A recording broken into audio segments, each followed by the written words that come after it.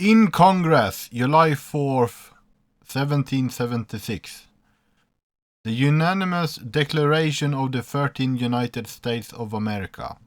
When in the course of human events it becomes necessary for one people to dissolve the political bands which have connected them with another, and to assume among the powers of the earth the separate and equal station to which the laws of nature and of nature's God entitle them, a decent respect to the opinions of mankind requires that they should declare the causes which impel them to the separation.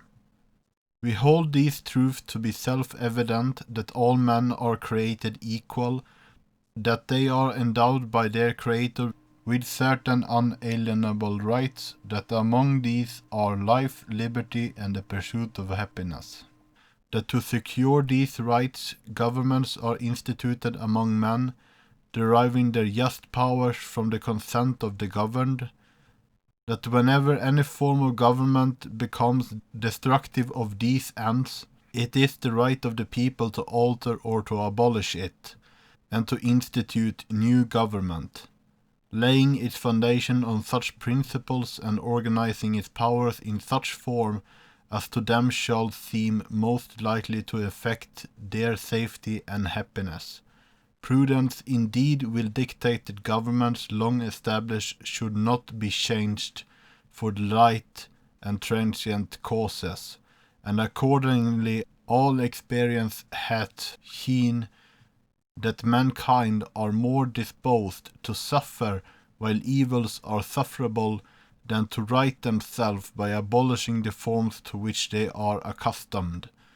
But when a long train of abuses and usurpations, pursuing invariably the same object, evinces a design to reduce them under absolute despotism, it is their right, it is their duty to throw off such government and to provide new guards for their future security.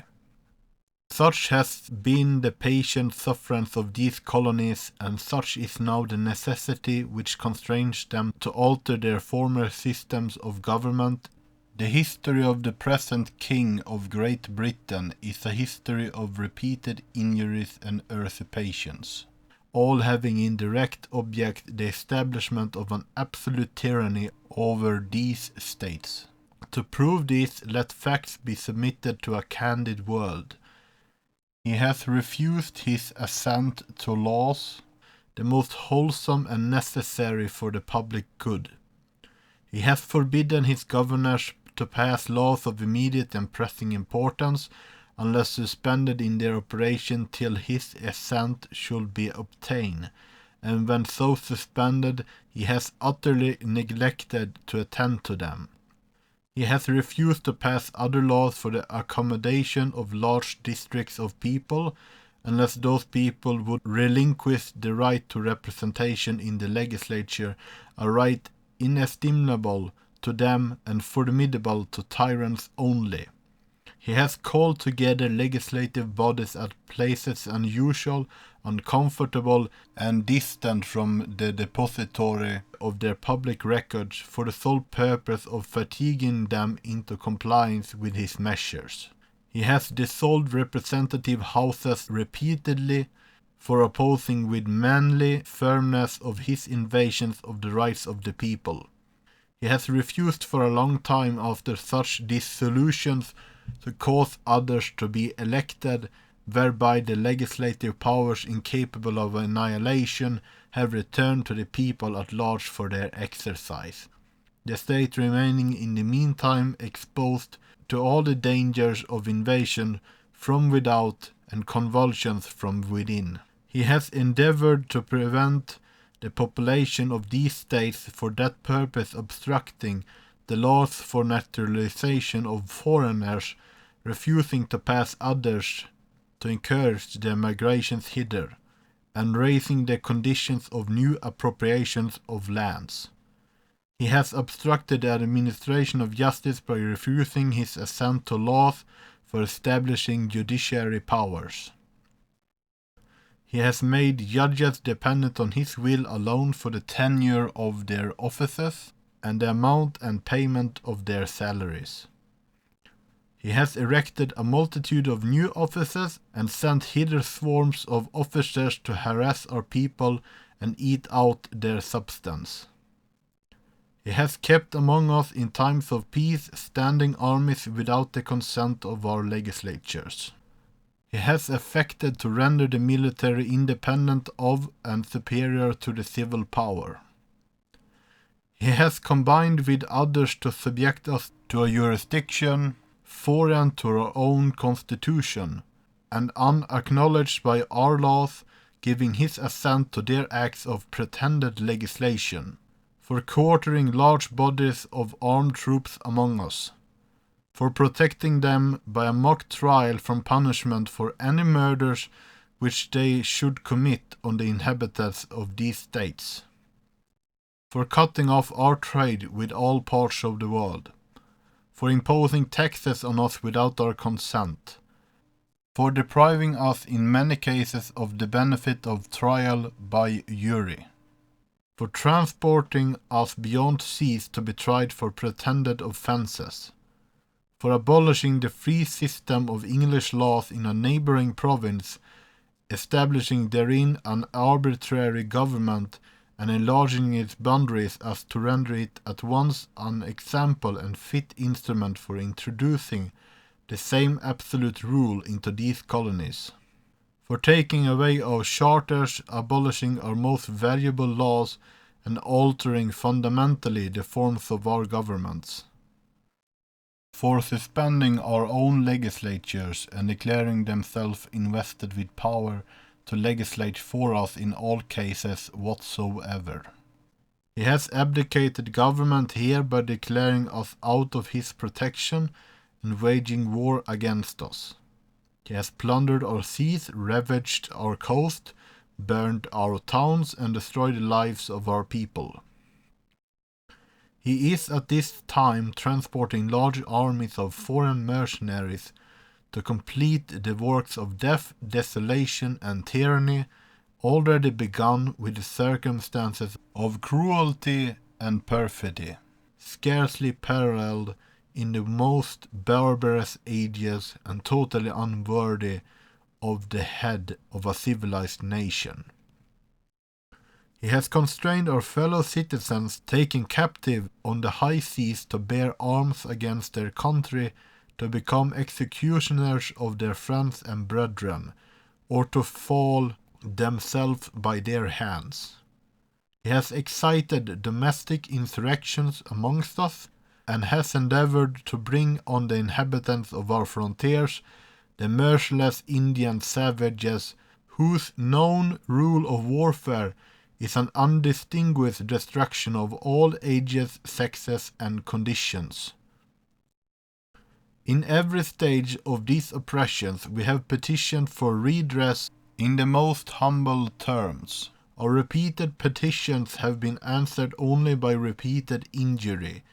A prince whose character is thus marked by every act which may define a tyrant is unfit to be the ruler of a free people. Nor have we been wanting in attentions to our British brethren. We have warned them from time to time of attempts by their legislature to extend an unwarrantable jurisdiction over us. We have reminded them of the circumstances of our emigration and settlement here. We have appealed to their native justice and magnanimity, and we have conjured them by the ties of our common kindred to disavow these usurpations, which would inevitably interrupt our connections and correspondence. They too have been deaf to the voice of justice and of consanguinity. You must therefore acquiesce in the necessity which denounces our separation, and hold them as we hold the rest of mankind, enemies in war, in peace, friends.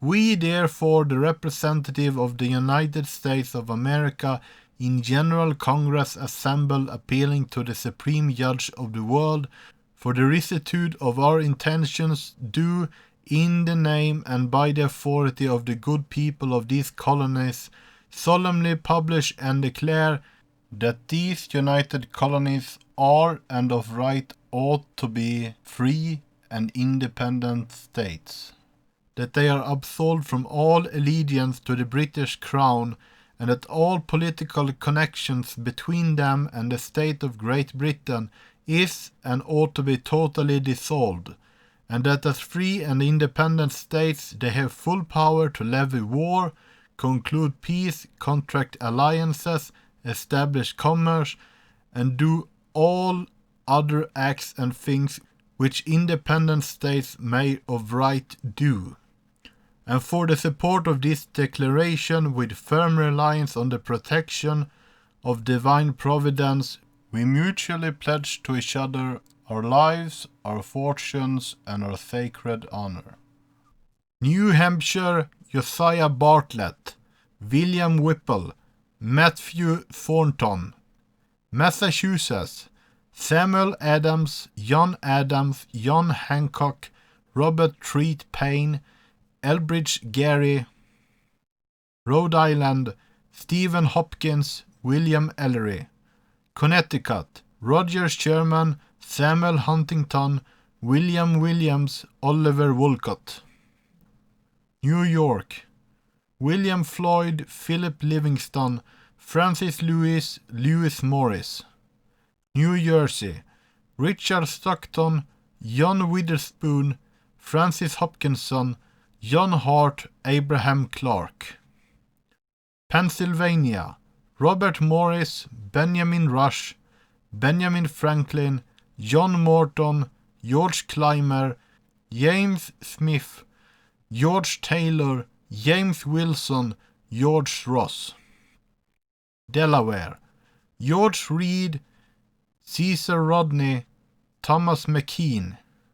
Maryland, Samuel Chase, William Packer, Thomas Stone, Charles Carroll of Carrollton. Virginia, George White, Richard Henry Lee, Thomas Jefferson, Benjamin Harrison, Thomas Nelson Jr., Francis Lightfoot Lee, Carter Braxton. North Carolina, William Hooper, Joseph Hughes, John Penn. South Carolina, Edward Rutledge, Thomas Hayward Jr., Thomas Lynch Jr., Arthur Middleton. Georgia, Button Gwinnett, Lyman Hall, George Walton.